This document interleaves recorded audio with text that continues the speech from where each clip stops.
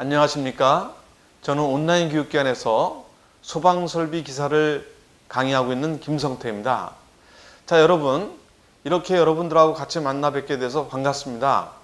저랑 소방설비 기사와 소방설비 산업기사를 같이 공부해서 이 자격증을 획득하기 위해서 여러분들하고 만나게 됐죠.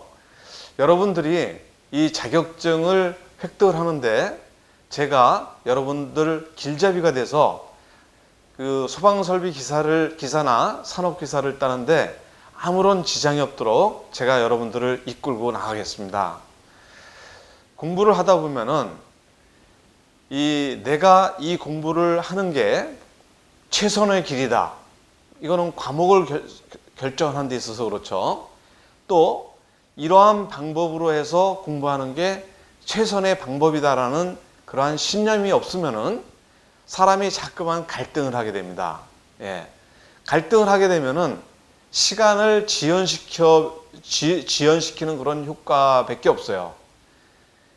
내가 앞으로 살아나가는 데 있어서 소방설비를 획득을 했을 때, 소방설비 기사를 획득을 했을 때 살아나가는 데 있어서 좀 많은 보탬이 될 것이고, 그 다음에 김성태라는 강사를 만나서 소방설비 기사를 공부를 하면은 합격을 한다라는 그런 서로의 신념이 없으면은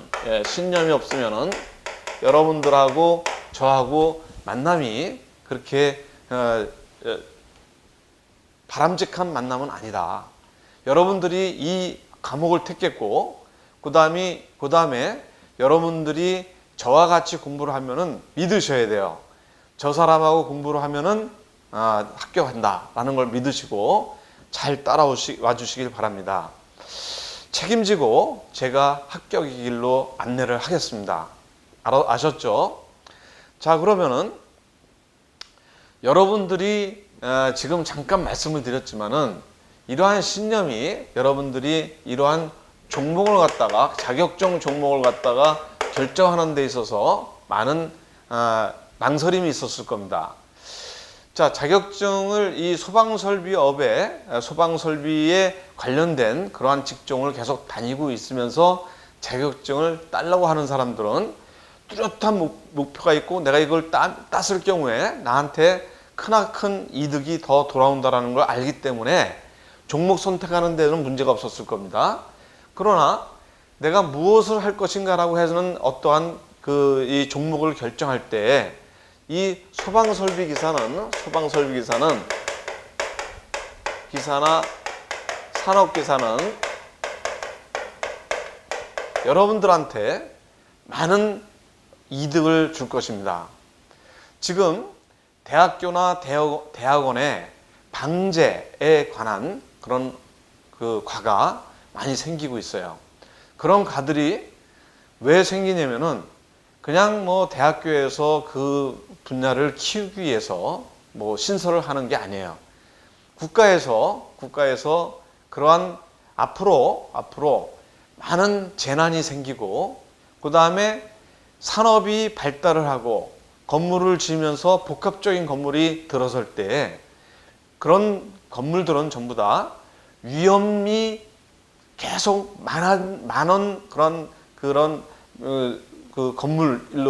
건물로 최신의 그 복합 건물로다가 이루어지는 거예요. 근데 그 위험을 어떻게 상쇄를 시키느냐?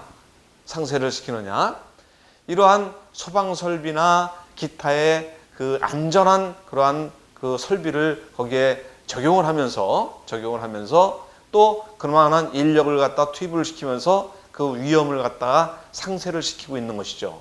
그렇기 때문에 소방설비 기사는 앞으로 상당히 유망한 업종이고, 또 자기가 그 직종에 있으면서 부가가치를 갖다가 얻는데 아무런 문제가 없다고 생각이 됩니다. 또 그렇게 되고 있어요.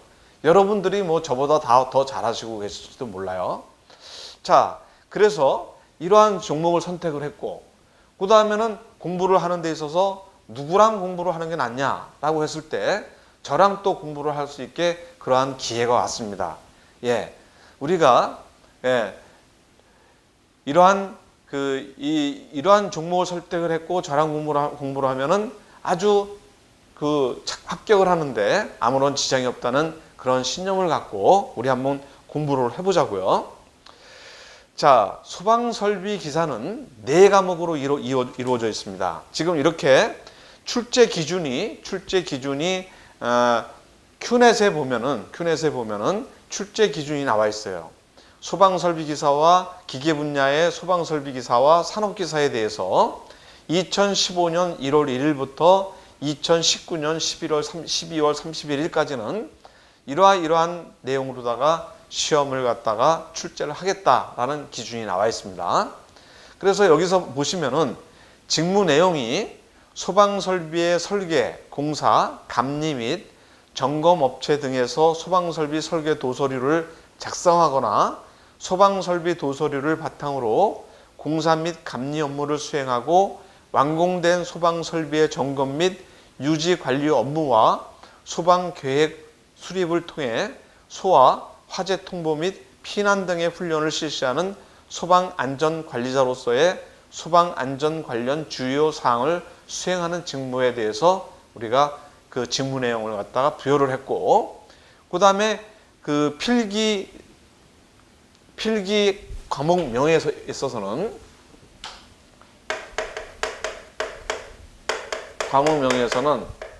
무슨 과목이냐면 첫째는 소방원론이 있어요. 그죠? 소방원론. 두 번째 과목이 뭐냐면은 그 소방유체역학이죠. 그죠?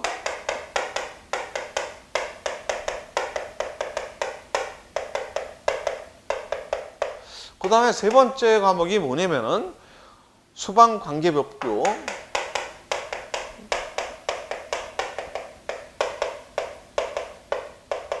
그 다음에 네 번째 과목이 뭐냐면은 소방기계시설의 구조 및 원리.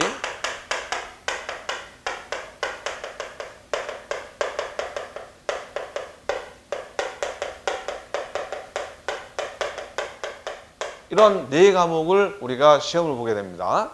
한 과목에 20문항씩 80문항입니다. 예. 그래서 시험 시간은 2시간. 예. 이렇게 되고 100점 만점입니다. 과목별로 100점 해갖고 400점인데 과목별로 과락이 40점 이하는 과락으로 탈락을 하게 됩니다.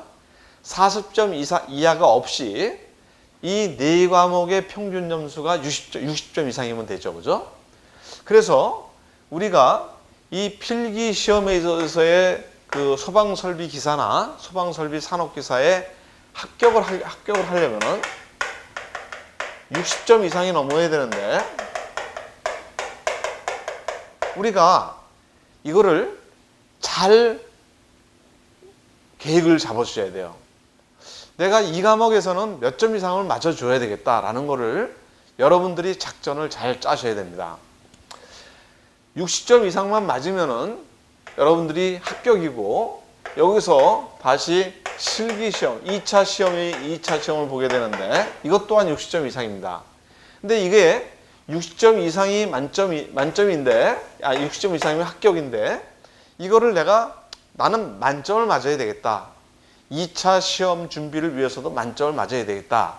라는 생각을 갖고선 여러분들이 공부를 하신다면은 여러분들이 합격을 하시는데 상당한 그 시간이 걸릴 거예요. 여러분들은 그렇게 공부하시면 안 됩니다. 일단은 1차 필기는 60점 이상만 맞으셔갖고 패스를 한 다음에 2차에서 여러분들이 공부를 집중적으로 해주셔야 돼요. 아셨죠?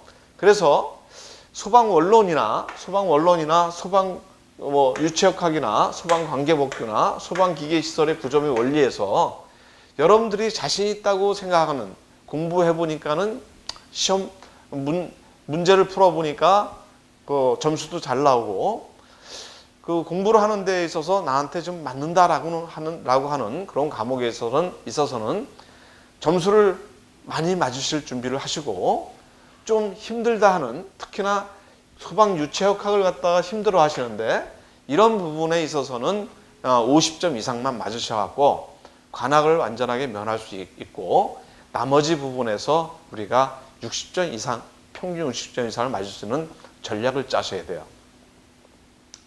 여러분들이 버릴 건 버리고 내가 할 거는 해야지 다 붙들고 있으면은 여러분들은 시간 내에 너무나 많은 할애를 할 것입니다.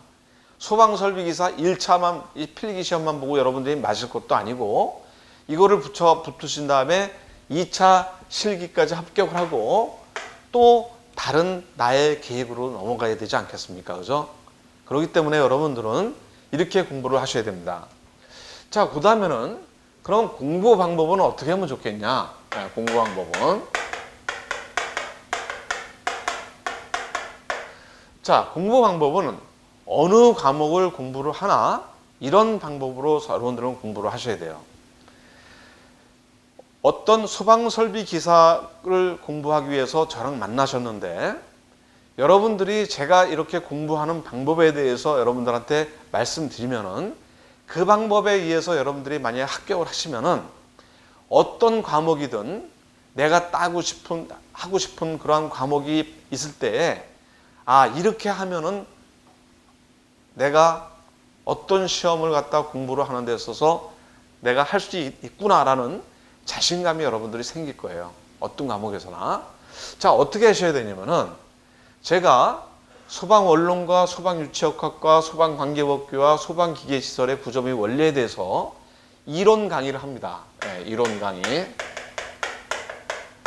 이론 강의를 하고 여기에다가 관연도 기출에 관련된 유사문제풀이를 합니다. 네, 기출에 대한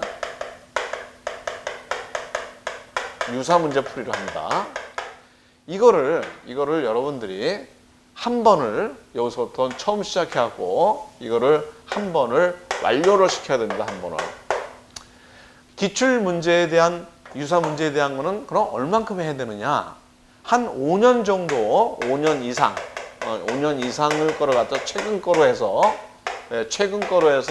5년 이상의 문제를 갖다 딱 정하셔갖고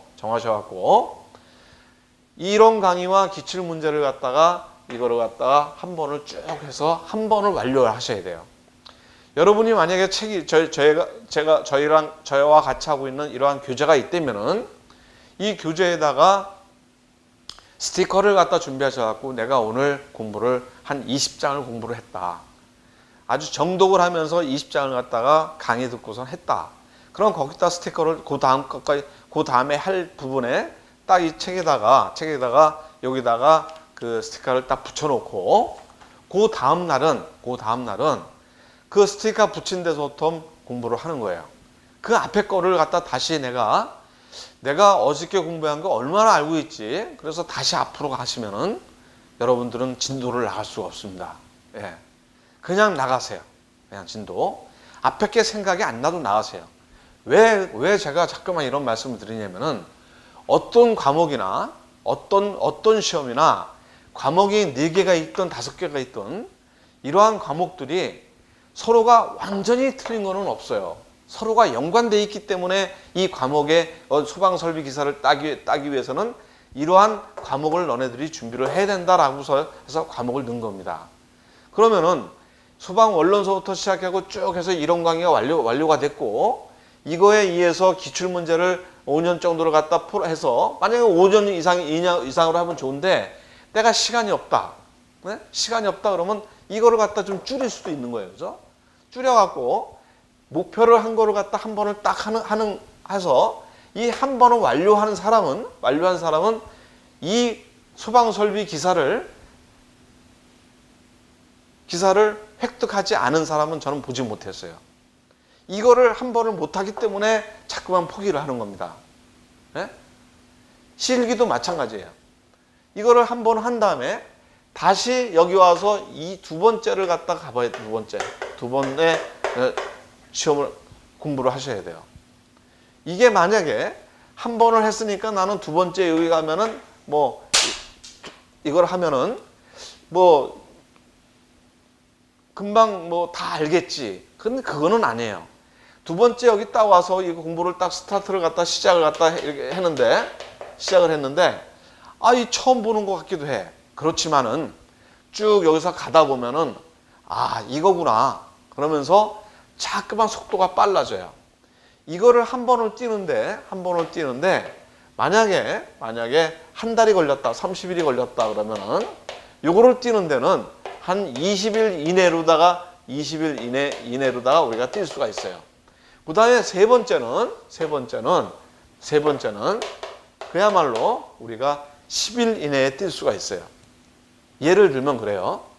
그래서 여러분들이 이 공부를 하는 데 있어서 이러한 이 반복 학습, 그러니까 부분 반복이 아닌 전체 반복 학습을 갖다 여러분들은 분명히 하셔야 됩니다. 그래야지 기억에 오래 남고 내가 그거를 갖다가 시험을 볼 때 아주 원활하게 볼 수가 있어요. 이렇게 한 다음에 시험이 만약에 일요일이다. 그러면은 토요일 날은 내가 시간 내서 도서관 가서 공부를 해서 마무리를 하고 일요일 날 시험을 봐야 되지 않겠습니까? 그러면은 처음부터 시작해서 끝까지 이 토요일 날은 내가 모르는 것 갖다 중점적으로 다 모르는 거 자꾸만 틀리는 걸 갖다 점을 다 찍어 놓고 표시를 해놨기 때문에 여러분들이 이 토요일 날은 이 전체를 몇 번이고 자기가 원하는 대로 볼 수가 있어요. 네. 그러면은 합격하지 말래도 합격을 합니다. 자, 그 다음에 제가 여러분들한테 자랑할 수 있는 것은 이 공부를 하는 데 있어서 어떤 과목이건 암기가 안 되고는 시험을 합격할 수가 없어요. 그렇지만은 이 암기라는 것도 어디에 바탕이 돼야 되냐면은 이해가 바탕이 돼요. 이해가 바탕이 돼서 이게 암기가 돼야 되는 겁니다. 그죠? 이해가 되지 않고 암기를 하려면은 시간도 많이 걸리고 암기한 다음에 바로 잊어버려요. 예? 그렇기 때문에 이해가 바탕이 되는 그런 강의를 제가 하겠습니다. 예?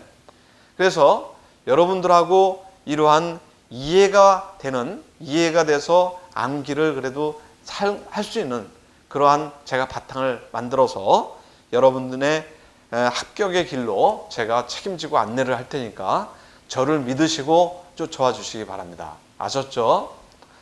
자, 그러면은 뭐든지 제가 달리기를 할 때도 그렇고 그 다음에 뭐를 할 때도 관성력이 생겨요. 앞으로 잠깐만 가게 되지 뒤로 가게 되지는 않아요.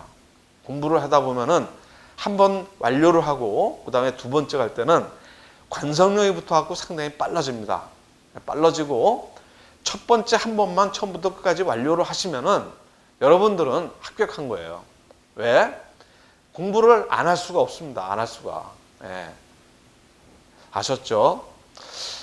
자, 이렇게 해서 제가 공부 방법까지를 말씀드리고 이제는 여러분들하고 공부를 시작하겠습니다. 첫 번째 과목 소방원론서부터 들어가겠습니다.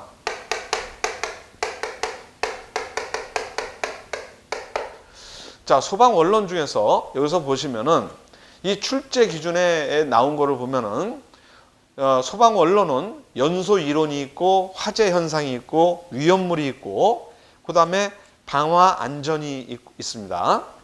그래서 여기서 세부 항목으로 들어가면은 연소 이론은 연소 및 연소 현상이 있어요. 그래서 세세 항목에 또 들어가면은 연소 및 연소 현상에 있어서 연소의 원리와 성상, 그 다음에 연소 생성물의 특성, 그 다음에는 열 및 연기의 유동의 특성, 그 다음에는 열 에너지원의 특성, 연소 물질의 성상, 그 다음에 LPG와 LNG의 성상과 특성이 있어요.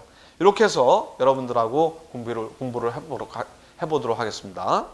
자, 우선 교재를 보시면은 제1절 연소 이론이 있습니다.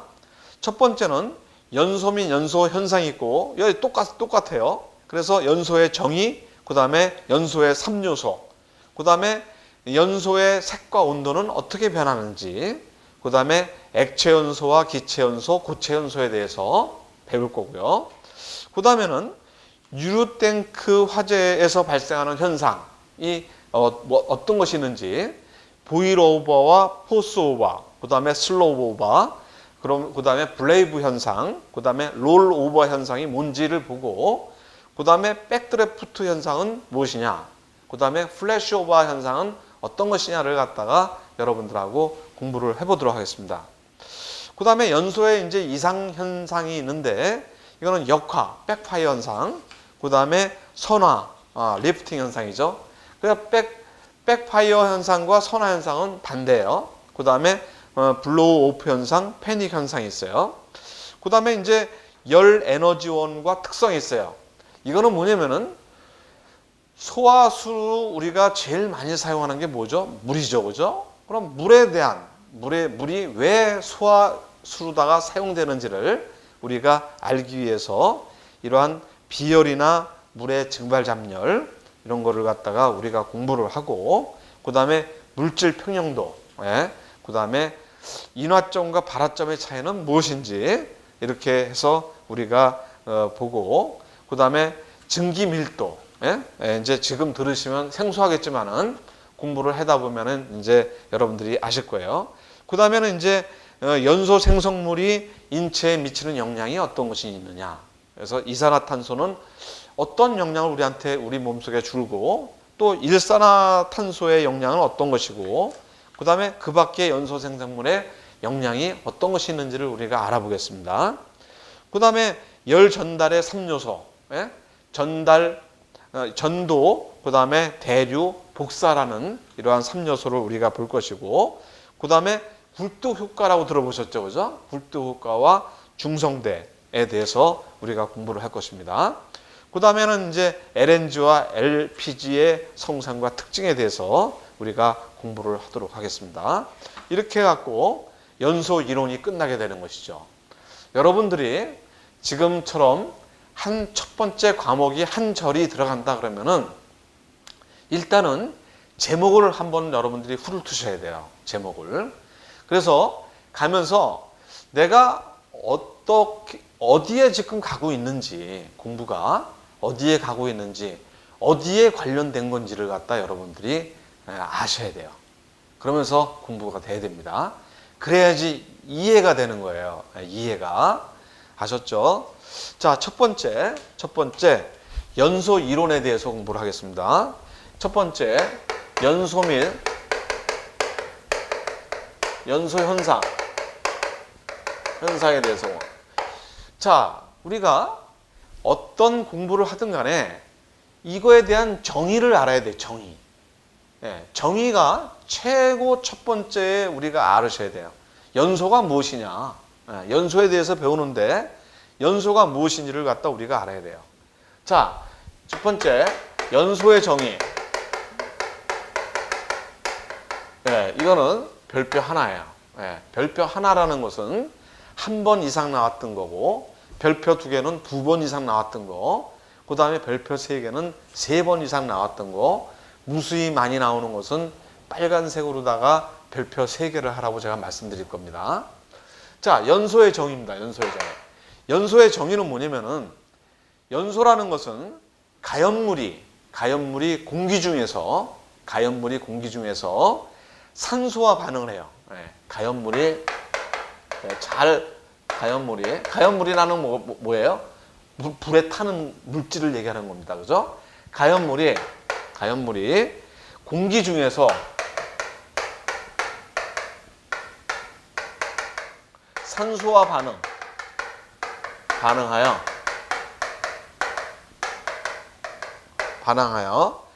열과 빛을 동반해요. 열과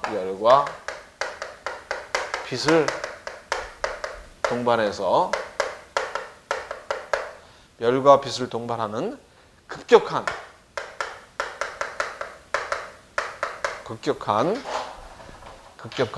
산화 현상을 말한다. 산화 현상. 요게 중요한 겁니다. 요게. 자, 불이 타는 거는 가연물이 공기 중에서 타지면 어디서 타겠어요, 그죠? 뭐와 반응해? 산소와 반응해서 열과 빛을 동반한 급격한 산화 현상입니다. 산화 현상. 그래서 여러분들이 이러한 연소의 정의를 갖다 여러분들이 알아놓으셔야 됩니다. 산화라는 것은 여러분들이 이제 두 가지를 알고 있을 거예요.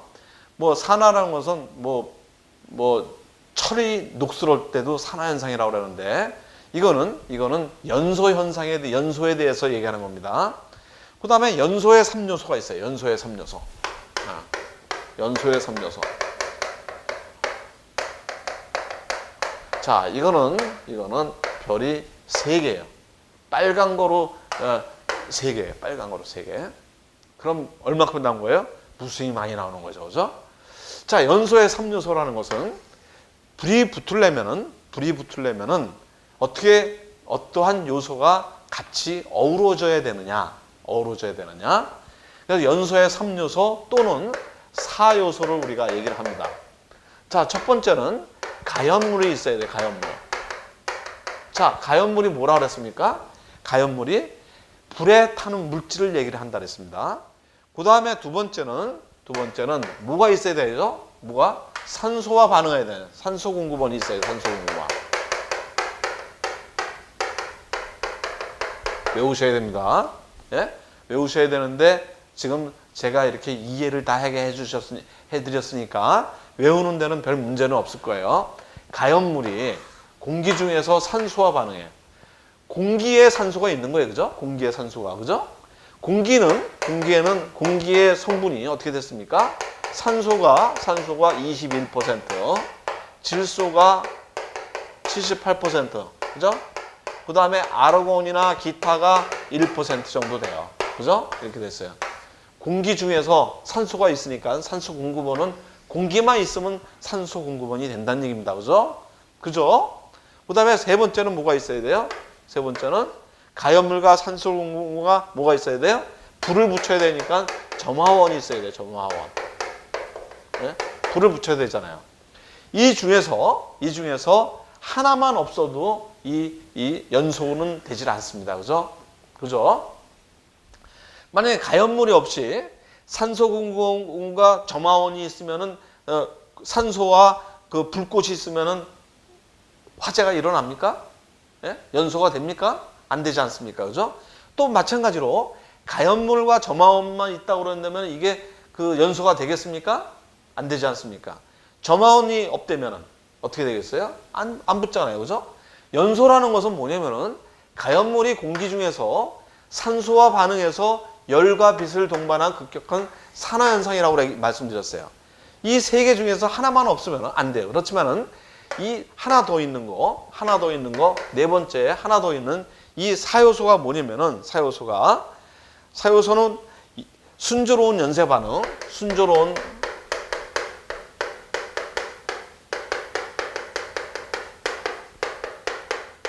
이거는 없어도 일단은 연소는 일어나요. 이러한 순조로운 연쇄 반응이 일어나면은 이 연소가 확산이 되겠죠. 그죠? 확산이. 이렇게 해서 여러분들이 연소의 3요소와 4요소를 여러분들은 알아놓으셔야 됩니다. 네. 별표가 몇 개라고 그랬습니까? 3개라고 그랬습니다. 자, 그래서 이 가연물이 뭐냐? 또 산소 공급은 어떻게 되느냐? 점화원은 뭐냐? 순조로운 연쇄 반응이 뭐냐를 한번 우리가 보겠습니다. 자, 가연물이 뭐냐면은 불에 잘 타는 물질이에요. 불에 잘 타는 물질. 네. 자, 여기서 불에 잘 타는 물질인데 이거는 산소와 반응을 해서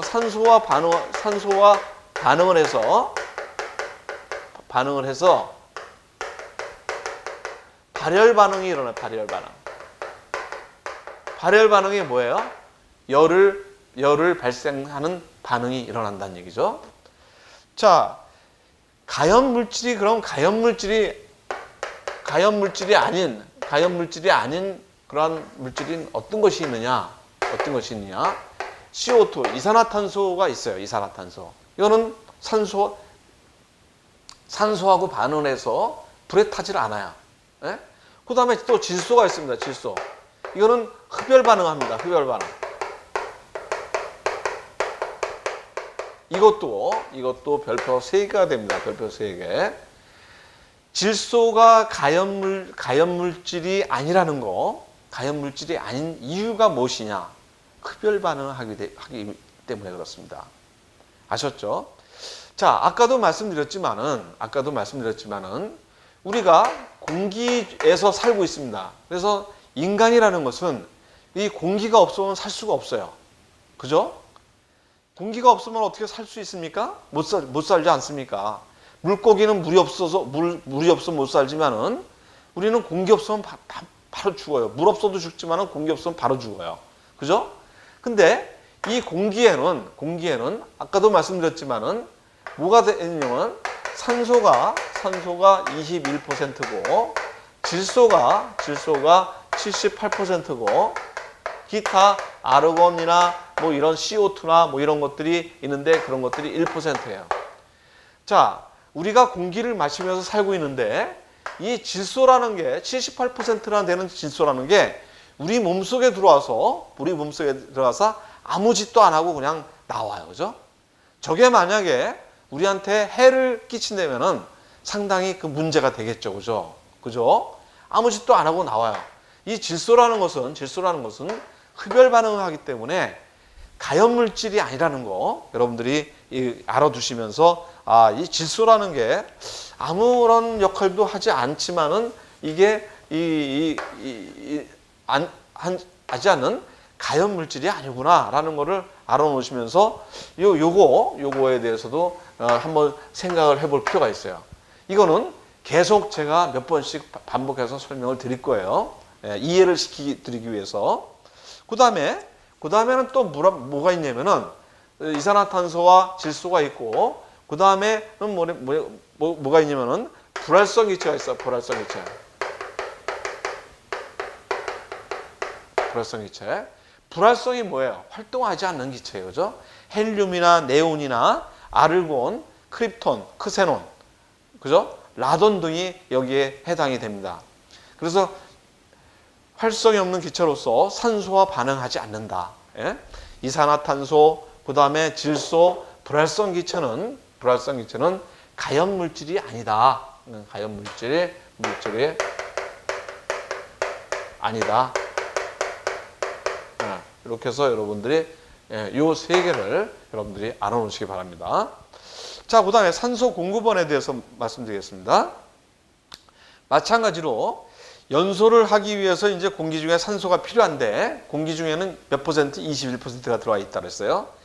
과산화물은 분자 중에 여기서 이제 여러분들이 알아놓으셔야 될 거는 이 산소 공급원이 그 공기 중에서 있어서 그 산소를 갖다 공급을 해야 되는데 과산화물이라는 것은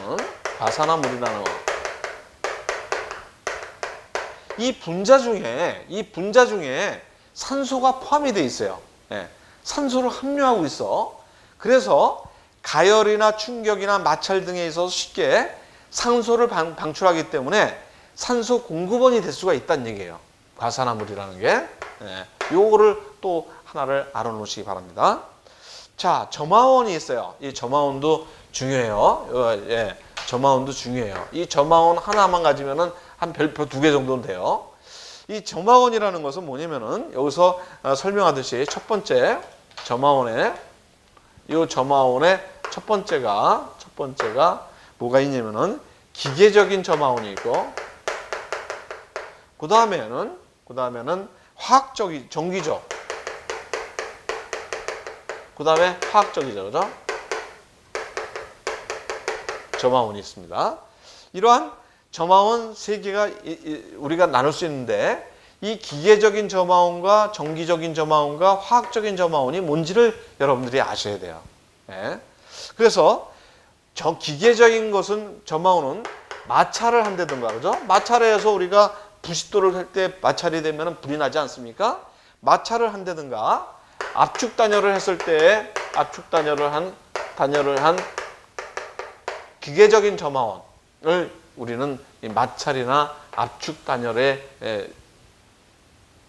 그런 점화원을 우리가 알 수가 있고 그런 정기적인 점화원은 뭐냐? 이거는 전기 스파크. 그죠? 전기 스파크가 일어났을 때 정기적인 점화원이 될 수가 있겠죠. 그 다음에 정전기도 불을 발생하는 상당히 큰 역할을 합니다. 우리가 자동차에 기름을 주유를 할 때 손을 정전기 발생을 방지하기 위한 손을 댄 다음에 우리가 넣지 않습니까? 정전기로 인해서 자동차가 폭발을 하고 그러지 않습니까? 그래서 상당한 정기적인 점화원이 큰 점화원이 되고 있습니다. 이게. 그래서 정전기 발생을 방지하기 위한 방안이 무엇이냐? 이런 것도 시험에 많이 나오지 않습니까? 그 다음에 화학적인 그런 점화원이 뭐냐? 이거는 분해. 예, 분해를 하면서 열이 발생해요. 분해열. 그죠? 분해열. 그죠? 그래서 분해열. 그 다음에 산화에 의한 자연 발화. 예, 자연 발화. 이런 것도 이것도 화학적인 점화원이 되겠습니다.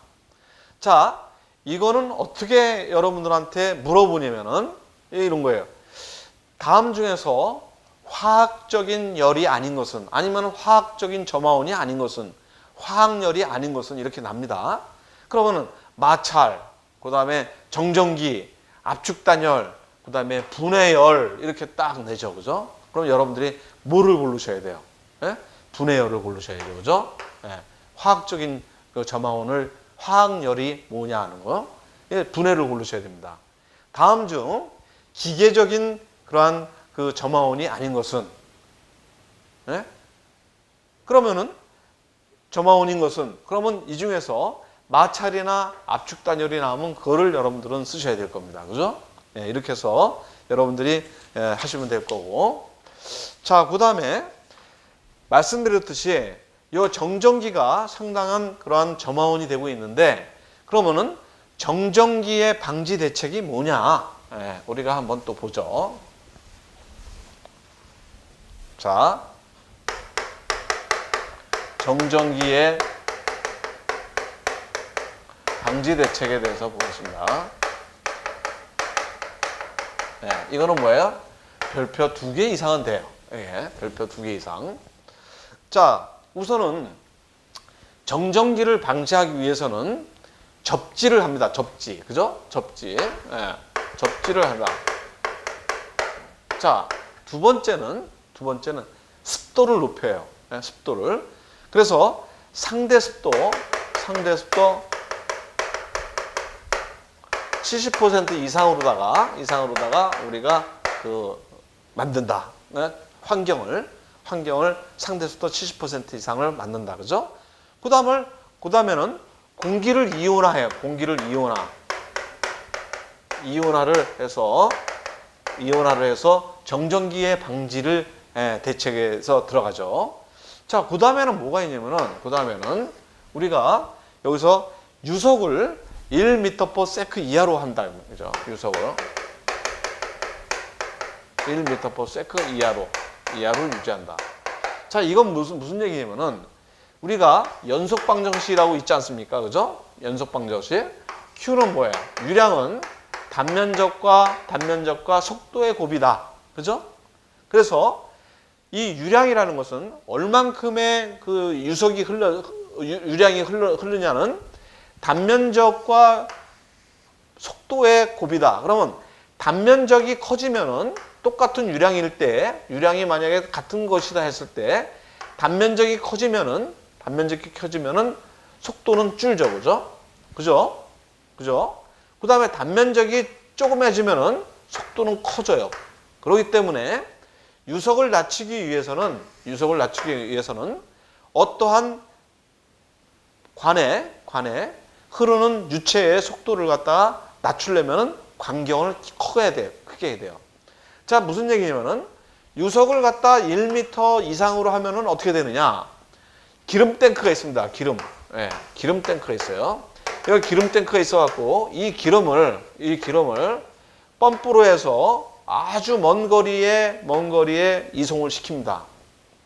그랬을 때 이 유속이 1m/s 이하, 뭐 기름에 따라서 그 기름의 종류에 따라서 틀리겠지만은 이러한 1m/s 이상을 넘지 마라라는 어떤 기름이 있을 때 이거를 1m/s 이상의 유속으로 갈 때는 마찰에 의해서 폭발을 합니다. 예, 폭발을 해요. 그러니까 이 유속을 1m 이하로 해라라는 것은 정전기 방지 대책 중에 하나가 되는 것입니다. 그래서 요 네 가지를 방지 대책을 알아놓으시고 여기에서 여러분들이 그 헷갈리는 것은 여기에 있는 산화에 의한 자연발화,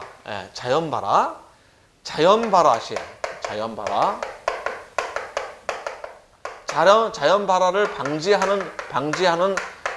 방지하기 위해서는 뭐를 해야 되느냐면 습도를 높여야 돼. 습도를 낮춰야 돼.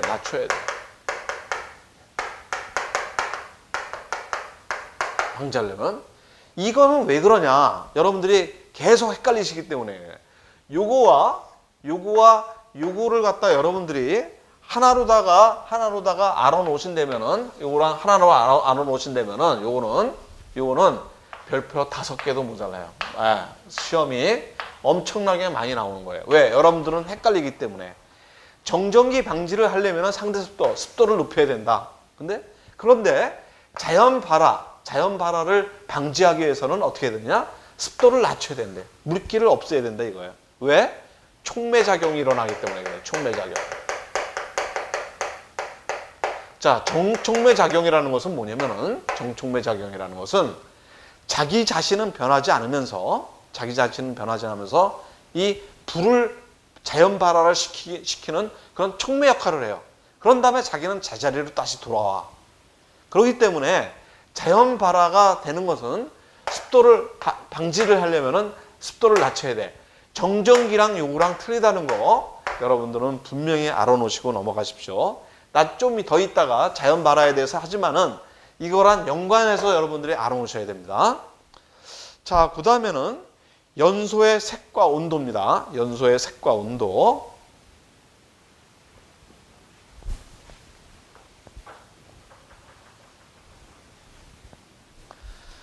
자, 연소의 색과 온도.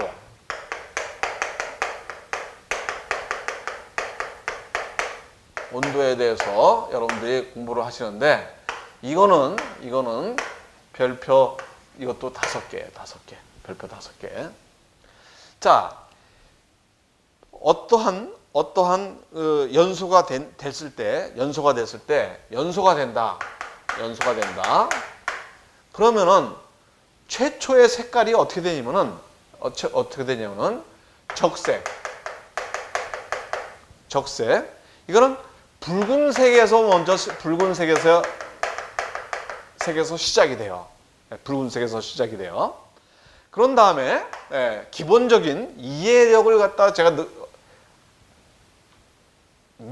여러분들한테 주기 위해서 먼저 전체적인 걸 갖다 지금 말씀드리는 겁니다. 적색, 붉은색이 먼저 돼요. 그 다음에는 무슨 색이 되냐면은 청색이 됩니다. 청색. 그 다음에는 백색이 돼요. 그래서 적색, 처음 시작하는 불꽃의 색깔, 연소의 색이 온도가 최고로 낮은 온도예요. 그죠?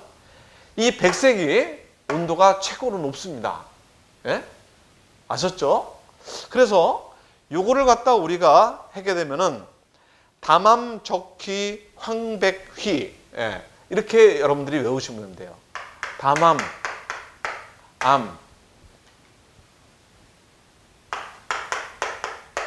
적휘,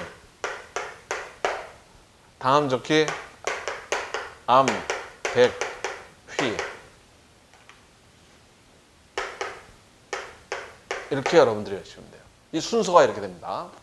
색상의 순서가. 자, 적색이 먼저 된다, 붉은색이 먼저 된다 그랬어요. 담적색이에요. 담암적색, 그죠? 담암적색. 그 다음에 암적색, 그죠? 적색, 휘적색, 계속 적색이 들어가요, 그죠? 적색이 들어가. 그 다음에는 황백휘죠. 황백휘. 예, 황백휘입니다. 그 다음에 황적색이 들어요. 적색. 그죠? 백색, 휘백색. 이렇게 여러분들이 하면 되죠. 그죠? 담암적휘, 황백휘, 담암적휘, 황백휘. 예. 자, 요러한 우리가 근거, 이해, 예? 붉은색이, 불이 나면은 붉은색, 적색이 먼저 되고, 그 다음에 청색이 되고, 그 다음에 백색이 되는구나. 예, 이렇게 해서 여러분들이 담암적휘, 황백휘를 외우시고, 담암적색, 여기 암이니까 담암적색, 암적색, 적색, 휘적색, 황적색, 백색, 휘백색을 갖다 여러분들이 순서대로 외워주셔야 됩니다. 예, 이거 외우셔야 돼요. 그 다음엔 이게 온도에 대해서도 여러분들이 외워주셔야 돼요. 담암적색은 520도, 그 다음에 720도, 그죠? 700도. 암적색은 700도, 700도. 그 다음에 적색이 850도, 850도에서 적색이 난다. 그 다음에 휘적색은 950도.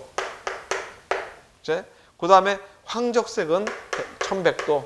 그죠? 그 다음에 백적색은 1300도. 휘백색은 얼마요? 1500도 이상. 이렇게 여러분들이 외워주셔야 돼요. 예. 이건 외우시는 방법밖에 없어요. 예. 외워주셔야 됩니다. 담암적휘, 황백휘 해갖고 이거를 외워주셔야 됩니다. 예. 자, 이거를 할 때 최초의 연소가 될 때는 적색, 붉은색에서 그 다음에 청색에서 백색이 된다는 걸 갖다 아시고 담암적휘, 황백휘만 여러분들이 아신다면은 이거를 외우시는 거는 아무런 문제가 없어요. 여기다 온도가 520, 700, 850, 950, 1100, 1300, 1500이라는 거 이렇게 여러분들이 알고 계셔야 될 것입니다. 자, 오늘은 첫 시간이라서 여러분들하고 이제 공부를 하면서 저랑 만나서 반가웠던 거, 그 다음에 제가 또 반가웠던 거, 그 다음에 우리가 신념을 갖고 과목과 그 다음에 저랑 같이 공부하는 거에 대해서 우리가 신념을 갖고 아무 생각 없이 합격하는 지름길로 가자라는 거. 그 다음에는 이제 그 공부 방법, 그 다음에 과목 이렇게 말씀드렸어요. 그 다음에는 이제 그 우리가 출제 기준에 있어서의 과목 4가지를 말씀드렸고, 그 다음에 우리 처음으로 우리가 소방 원론에 대한 연소에 대해서 지금 공부를 하고 있습니다. 오늘은 연소의 색과 온도까지를 하고 다음 시간에 이어서 공부를 하도록 하겠습니다. 여러분들 수고하셨고요. 다음 시간에 뵙겠습니다. 안녕히 계십시오.